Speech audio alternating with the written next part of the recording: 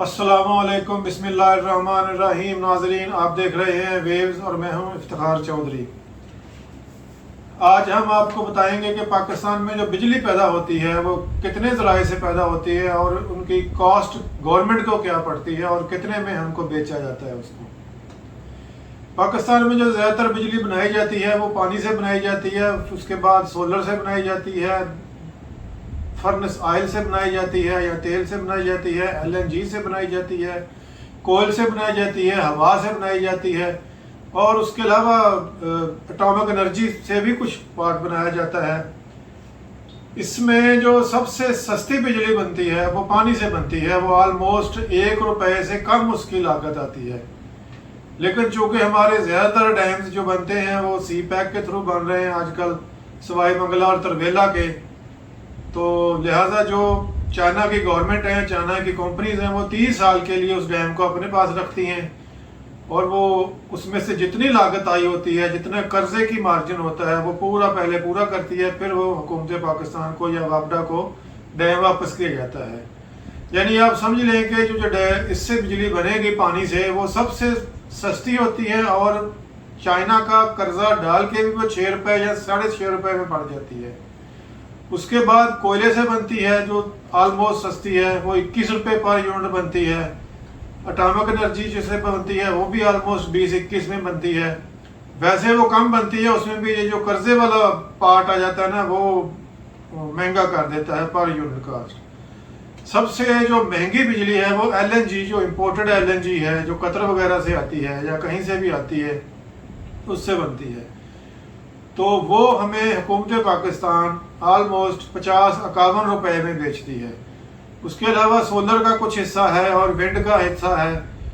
तो कोयले से जो लोकल कोयला है उसकी थोड़ी सस्ती है, लेकिन वो ज़्यादा अवेलेबल नहीं है, उसकी ट्रांसपोर्टेशन कास्ट में अभी मसाइल है, उसके लॉजिस्टिक इश्यूज हैं। तो लिहाजा कोयले से जो बनती है वो भी ज़्यादातर इम्पोर्टेड कोयला होता है, लेकिन वो भी महंगी पड़ जाती है। तो इसमें नेपरा ने एक कैलकुलेशन की रिसेंटली, चंद दिन पहले, 2 हफ्ते पहले। तो उसमें जो कैलकुलेशन में पर यूनिट कास्ट उसने डाली है वो 51 रुपीज़ 5 पैसा, यानी आपको ये इतने में पड़ेगी। जो कंज्यूमर 100 यूनिट या इससे कम बिजली कंज्यूम करेंगे उस पर इसका इफेक्ट नहीं आएगा, उस पर वो कम ही रहेगी, पहले वाला ही रहेगा, यानी कोई 15 रुपये या 20 रुपये। उसके अलावा जो 200 से 300 तक यूनिट इस्तेमाल करेंगे उन पे उसका इफेक्ट आएगा, उनको पड़ जाएगी 3 रुपये और महंगी हो जाएगी। जो लोग 300 से 400 यूनिट यूज़ करेंगे उनको 5 रुपये महंगी पड़ जाएगी। जो लोग 400 से 700 के दरमियान यूज़ करेंगे उनको 7.5 रुपये पर यूनिट महंगी बिजली मिलेगी। तो इस तरह अगर अज्यूम कर लें कि आपके 700 यूनिट हैं और आपको ये 7.5 रुपये पर यूनिट महंगी बिजली बनेगी, जो कि एक गरीब मुल्क की गरीब आवाम के लिए एक यही समझ लें कि उनकी कमर तोड़ने के लिए काफ़ी है। आवाम तो पहले ही मर रही है, भूखी मर रही है, खाने को आटा नहीं है, रोटी नहीं है, जॉब्स नहीं है, फैक्ट्रियां बंद हो रही हैं और ऊपर से ये बिजली का जो बम फोड़ा जा रहा है, ये आप यही समझ लें कि आखिरी उनकी मौत है। ये अवाम के बिल्कुल मफाद में नहीं है। हुकूमत को सोचना चाहिए, अपने अल्ले तल्ले कम करने चाहिए। जो इसकी ब्यूरोक्रेसी में पैसा चला जाता है वो तकरीबन बहुत ज़्यादा चला जाता है, तो उसको कम करना चाहिए बजाय कि अवाम की जेबों पे डाका डाला जाए। तो इस पे हम भरपूर एहतजाज करते हैं और गवर्नमेंट से शिकायत करते हैं और रिक्वेस्ट भी करते हैं कि इसको कम किया जाए। मेरे ख्याल में कोई भी पाकिस्तान में जो आम एक एवरेज बंदा है या जो एवरेज एक मडियोकल है, वो 15-20 रुपये पर यूनिट से ज़्यादा अफोर्ड ही नहीं कर सकता। यानी वो क्या खिलाएगा अपने बच्चों को और क्या बिजली का बिल देगा। ये तो ऐसे ही है कि आप एक आदमी जब इतना बोझ नहीं उठा सकता उस पर आप इतना डाल दें तो अल्टीमेटली उसकी कमर ही टूटनी है, जो ऑलमोस्ट हो रहा है। तो आपको वैसे भी पता है, गवर्नमेंट अब पता नहीं ये क्यों नहीं सोच रही, आगे इलेक्शन आ रहे हैं, और ये किस मुंह के साथ जाएंगे इलेक्शन के साथ, अवाम के साथ किस मुंह के साथ जाएंगे। तो इस पे बहरहाल इनको गौर करना चाहिए। ये एक बुरी खबर है आम आवाम के लिए, मैंने सोचा शेयर कर दूं। तो इतनी अगर महंगाई के बावजूद आप इलेक्शन में जाएंगे, जो कि आपको जाना पड़ेगा, तो आपको वोट तो नहीं मिलेगा। हाँ, डंडे सोटे या जूते या लानते जरूर पड़ जाएंगी, वोट नहीं मिलने वाला। ये मैं आपको लिख के देता हूँ, कन्फर्म करता हूँ कि आपको इस लेवल की महंगाई में इस गवर्नमेंट को वोट नहीं मिलने वाला। जो मर्जी कर ले, इसको आपको लेवल को, इसको महंगाई के लेवल को कम करना पड़ेगा। आप लाख कह लें जी 38% थी, हम उसको 30% पे ले आए। नहीं, जो गवर्नमेंट की जो पॉलिसीज हैं, या जो आप मार्केट में चले जाएं, आप जो ग्राउंड रियलिटी है वो देख लें, आपको पता चल जाएगा ये 38% है या 30% है या 20% है, इससे कहीं ज्यादा है। दूसरी बुरी खबर यह है कि शुगर माफिया एक दफा फिर एक्टिव हो चुका है इस मुल्क में। चीनी की कीमत जो जस्ट 1-2-3 हफ्ते पहले 100 रुपया थी, आज 160 रुपये किलो है। वजह उसकी क्या है कि सिर्फ हुकूमत ने चंद डॉलर कमाने के लिए बहुत सारी चीनी एक्सपोर्ट करने की इजाज़त दे दी है। आपको पता है इस मुल्क में 50 लाख टन चीनी पैदा होती है और ऑलमोस्ट इतनी ही कंज्यूम हो जाती है। एक्सपोर्ट के लिए तो हमारे पास बफर होता ही नहीं, गुंजाइश होती ही नहीं।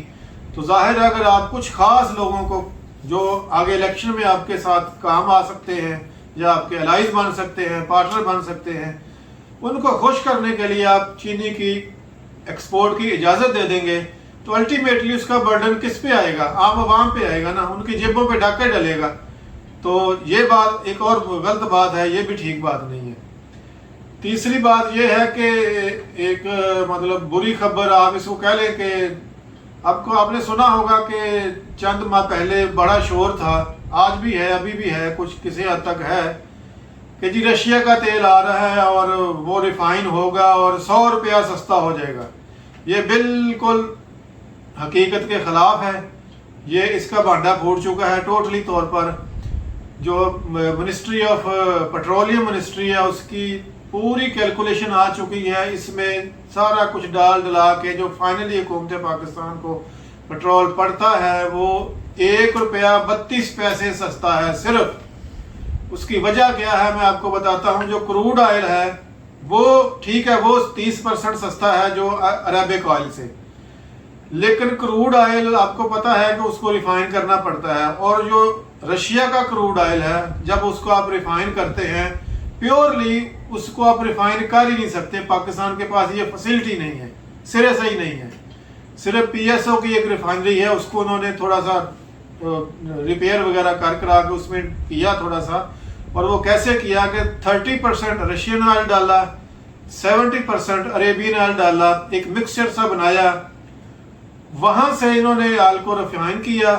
और उसका जो रिजल्ट है वो ये निकला है कि जो आप अरेबियन ऑयल को रिफाइन करते हैं ना, तो उसमें से जो फर्नेस ऑयल है वो ऑलमोस्ट 30% निकलता है, बाकी आपका डीजल और पेट्रोल निकलता है। लेकिन इस जो मिक्सचर से निकला है वो 50% फर्नेस ऑयल निकला है और बाकी आपका पेट्रोल निकला है। तो जो फर्नेस ऑयल है उसकी तो पाकिस्तान में खपत ही नहीं है। अब तो इवन बिजली भी ये हम नहीं बना सकते फर्नेस ऑयल से, क्योंकि पाकिस्तान के पास जितने पावर प्रोजेक्ट थे ना फर्नेस ऑयल से चलने वाले वो सब बंद हो चुके हैं, अभी कोई ऐसा नहीं है। तो हम क्या करते हैं कि जो फर्नेस ऑयल हमारे पास बनता है वो हम 30% या 40% लेस प्राइस पे किसी गरीब मुल्क को बेच देते हैं, जैसे श्रीलंका है या कोई और है जिसको जरूरत हो, क्योंकि हमारे पास उसकी खपत नहीं है। तो अब इस मिक्सचर का उसकी पूरी कैलकुलेशन के बाद जो उन्होंने रिजल्ट निकाला कि वो क्रूड ऑयल तो ठीक है 30% सस्ता है, लेकिन जब वो बन के रिफाइन होकर पूरा बन के आता है तो उसमें सिर्फ 1 रुपए का फर्क आया। तो आप समझ लें कि 1 रुपए में क्या गवर्नमेंट आपको रिलीफ देगी। लिहाजा ये चैप्टर क्लोज हो गया। आप भूल जाएं कि ये रशियन ऑयल किसी काम का है या इसमें कोई फायदा है या इसका कोई क्रेडिट लेना चाहिए। ये मतलब चैप्टर आप आज के बाद क्लोज ही है। हाँ, थोड़ा सा इसमें मार्जिन क्या है कि रशिया से जब आप ऑयल लेंगे तो उसकी जो पेमेंट है डॉलरों की बजाय आप युआन में कर सकते हैं। ये एक फ़ायदा है और इसमें कुछ फ़ायदा नहीं है, कुछ प्राइस का फ़ायदा नहीं है। तो इसको भी आप मद्देनज़र रखना चाहिए। आपको याद है कि ये मतलब इस तरीके से पटवारियों ने ये खबर फैलाई थी कि मतलब पता नहीं क्या होने वाला है, मतलब अगले महीने क्या होने वाला है, और हमने क्या तीर मार लिया। उधर से इमरान खान साहब वो अपना चीख रहा था कि जी ये तो मैंने आमादे किए थे, मैंने क्रेडिट लेना है, तो वो मतलब दोनों क्रेडिट ले लो, अब ये चैप्टर ही क्लोज हो गया। तो तीसरा एक बुरी खबर सुनानी है आपको कि आपने सुना था कि कच्चे के डाकू, अब इस मुल्क में पक्के के डाकू भी आ गए हैं। सिंध का एक इलाका है कंदकोट, वहाँ कोई डाकू, हालांकि वो कच्चे का इलाका तो नहीं है, वो तो एक सेटल्ड एरिया है, तो वहाँ कोई दर्जनों के हिसाब से डाकू मोटरसाइकिलों में बैठ के आए। उन्होंने एक मोहल्ले को घेरा और पूरा मोहल्ला उन्होंने लूटा। वहाँ 2 आदमी को कत्ल भी किया, 3-4 खवातीन को अगवा किया, 3-4 बच्चों को अगवा किया। सरेआम वो आए, सरेआम चले गए, थाने के सामने से गुजर के आए, थाने के सामने से गुजर के चले गए, और थाने वालों ने उल्टा उनको देख के जब वो जा रहे थे तो अपने दरवाजे बंद कर लिए। तो ये इस मुल्क के हाल हैं। अल्लाह रहम करे, अल्लाह हम सब पे रहम करे। आमीन सुम्मा आमीन। खुदा हाफिज।